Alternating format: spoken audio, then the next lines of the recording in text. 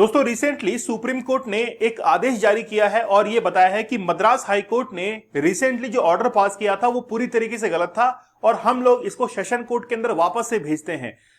Child pornography आज भारत के अंदर इतने पांव पसार चुकी है कि उसके ऊपर अब सुप्रीम कोर्ट तक मामला पहुंच चुका है। रिसेंटली आप लोग को पता भी होगा कि एक मामला मद्रास हाई कोर्ट के अंदर चल रहा था। 28 साल का एक व्यक्ति था, हरीश नाम का व्यक्ति, जिसके साथ में केस चल रहा था। तो हरीश वर्सेस जो वहां के इंस्पेक्टर जनरल थे उनके बीच में एक केस था और उस केस के ऊपर मद्रास हाई कोर्ट ने सुनवाई की थी। लेकिन ये पहली बार नहीं था, इससे पहले केरला हाई कोर्ट ने भी इसके ऊपर सुनवाई की थी और ये कहा था कि अगर कोई भी व्यक्ति अपने निजी तौर पर प्राइवेट प्लेस पर अगर चाइल्ड पोर्नोग्राफी को देखता है तो वो एक ऑफेंस नहीं है, वो देख सकता है बस। लेकिन प्रॉब्लम यहां पर यह है कि अगर उसको सर्कुलेट करता है, किसी और दूसरे व्यक्ति के पास में भेजता है, तो वहां पर फिर ये प्रॉब्लम जो है वो एक ऑफेंस के अंदर कन्वर्ट हो जाती है।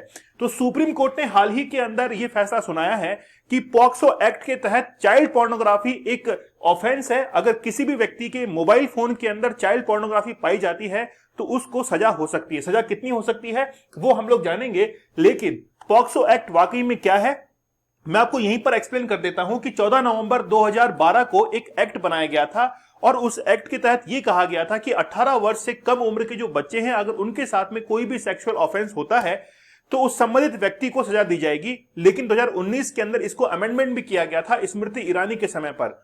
अमेंडमेंट के अंदर और भी इसको स्ट्रिक्ट कर दिया गया था। तो हम लोग पॉक्सो एक्ट के बारे में तो जानेंगे ही, लेकिन इससे जुड़े हुए सेक्शंस के बारे में भी जानेंगे।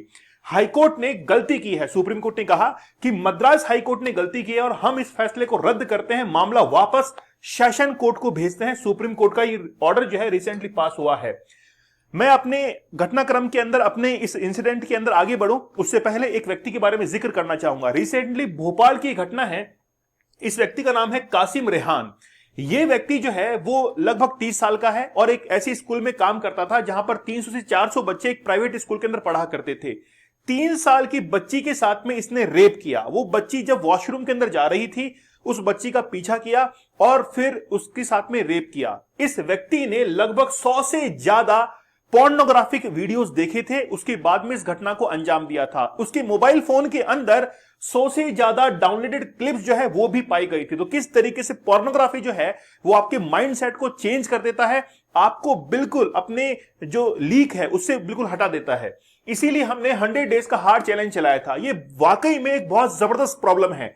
हो सकता है कि आप लोग सुनना ना पसंद करें, कोई भी इंसान इस चीज को एक्सेप्ट नहीं करता है कि मुझे पोर्नोग्राफी का एडिक्शन है, लेकिन आज नहीं तो कल आप लोग इस चीज को जरूर एक्सेप्ट करेंगे कि आज भारत के अंदर, भारत, पाकिस्तान, बांग्लादेश, म्यांमार ऐसे तमाम कंट्रीज हैं जहां पर पोर्नोग्राफी की डिमांड धीरे धीरे बढ़ती हुई जा रही है। इसीलिए 100 डेज का हार्ड चैलेंज, अगर आप लोग पोर्नोग्राफी को देखते हैं तो जरूर इससे बाहर निकल जाइए। 100 एडवांस टेक्निक्स मैं आप लोग को बता रहा हूं जिसमें आप लोग चैलेंज कूपन कोड यूज करके आप लोग इससे बाहर निकल सकते हैं। इसके साथ में ही 100 डेज का हार्ड चैलेंज अभी चल रहा है। इससे पहले 75 डेज का हार्ड चैलेंज हमने लिया था, तो आप लोग 175 डेज का हार्ड चैलेंज भी ले सकते हैं कि सर आज के बाद में हम लोग पोर्नोग्राफी को नहीं देखेंगे।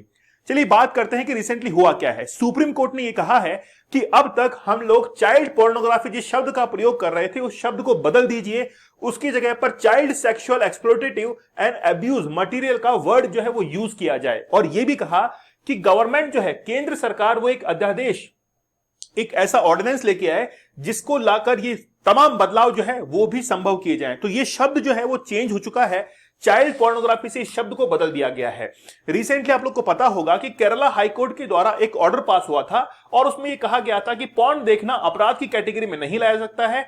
यह व्यक्ति की निजी पसंद हो सकती है, मतलब प्राइवेटली एक उसकी चॉइस हो सकती है कि वो एक पोर्नोग्राफी को देख रहा है, इसमें दखल उसकी निजता की घुसपैठ के बराबर होगा। तो केरला हाईकोर्ट ने डिसीजन दिया था।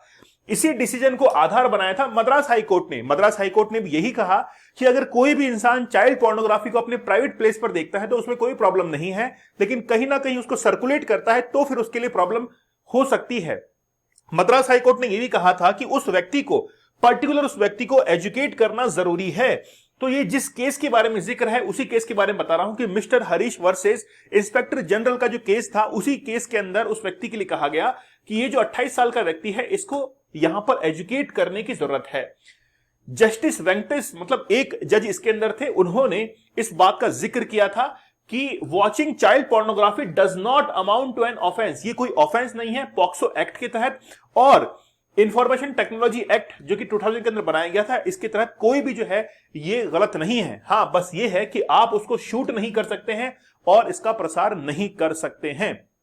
चलिए, सुप्रीम कोर्ट ने हाल ही में क्या कहा है, दो स्टेटमेंट दिए हैं, उसको हम लोग बहुत बेहतरीन तरीके से समझेंगे।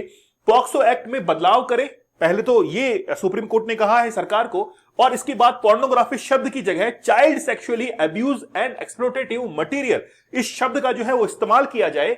इसके लिए अध्यादेश, मतलब बेसिकली आर्टिकल आप लोगों ने 123 पढ़ा होगा, इसके तहत अध्यादेश जो है ऑर्डिनेंस वो भी लाया जा सकता है। इस शब्द की सही तरीके से बताया जाएगा कि यह महज अश्लील कंटेंट नहीं है, बच्चे के साथ हुई घटना का एक रिकॉर्ड है, वो घटना जिसमें बच्चे का यौन शोषण हुआ है या फिर ऐसे शोषण को विजुअली जो है वो दिखाया गया है, वो एक अपराध की श्रेणी में आएगा।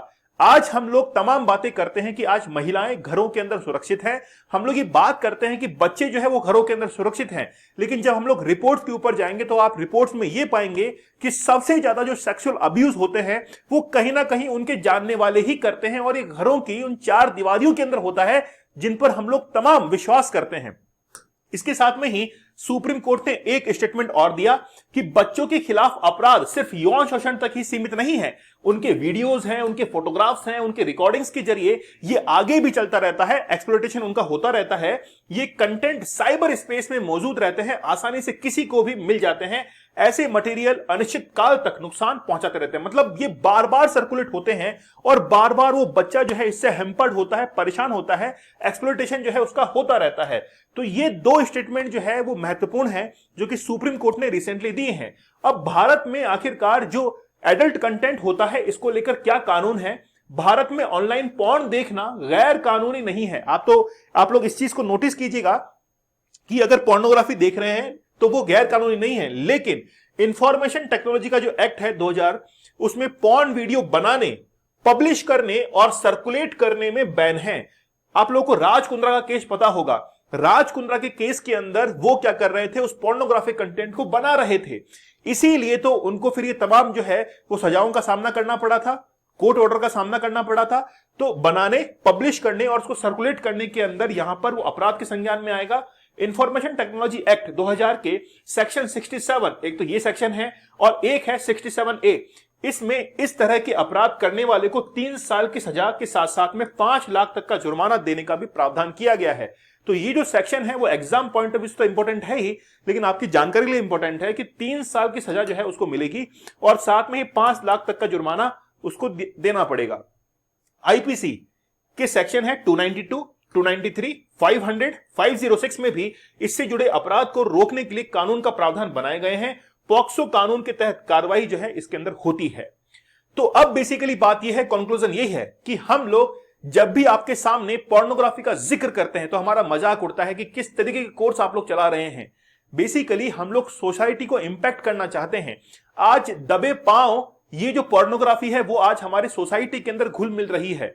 हमारे जो बच्चे हैं वो आज इजीली डिजिटली जो है वो मोबाइल को एक्सेस कर पाते हैं, और कई बार एड्स के अंदर भी आप लोगों ने देखा होगा कि बहुत सारे एड्स ऐसे आते हैं जो कि काफी एडल्टिव रहते हैं। उससे बच्चे बहुत ज्यादा अट्रैक्ट होते हैं और धीरे धीरे उनके सबकॉन्शियस माइंड के अंदर वो पोर्नोग्राफी की जगह जो है वो बनती चली जाती है। इसीलिए हमने 100 डेज का हार्ड चैलेंज चलाया था। तो ये कोई मजाक की बात नहीं थी, हमने बहुत सोच समझकर एक प्रैक्टिकल तौर पर इसको हमने रन किया था। 100 दिन का चैलेंज है, आप लोग इसको जरूर एक्सेप्ट कीजिए। अगर आप लोग पोर्नोग्राफी को देखते हैं तो वाकई में इससे बाहर निकलने की जरूरत है, क्योंकि उसने आपके सबकॉन्शियस माइंड को पूरी तरीके से तबाह कर दिया है। कंसंट्रेशन और फोकस की धज्जियां उड़ चुकी हैं। इसीलिए हम लोगों ने ये इनिशिएटिव लिया था ताकि आप लोग इस पोर्नोग्राफिक कंटेंट से बाहर निकल सके।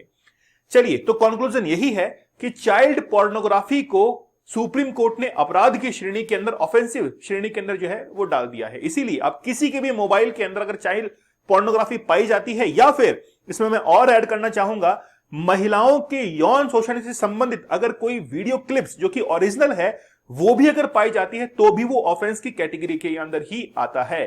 ठीक है, चलिए मिलते हैं आप लोगों से अगले सेशन के अंदर। तब तक के लिए धन्यवाद, थैंक यू, जय हिंद।